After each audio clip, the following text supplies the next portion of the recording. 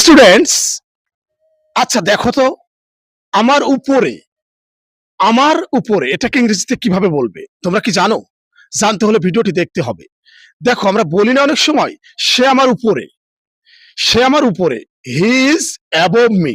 এই যে above me মানে আমার উপরে, অ্যাবভ মি মানে আমার উপরে। দেখো, অনেক সময় শ্রেণীবিন্যাস করার সময় কিন্তু ১ ২ ৩ ৪ ৫ এরকম আর কি নাম্বারিং করা লাগে না? তো অনেক সময় দেখা যাচ্ছে এভাবে আমাদেরকে বলতে হয় সে আমার উপরে। মানে যার ২ রোল নাম্বার সে কিন্তু একের ক্ষেত্রে এরকম বলে যে সে আমার উপরে। তাহলে কি হবে? হি ইজ অ্যাবভ মি, সে আমার উপরে।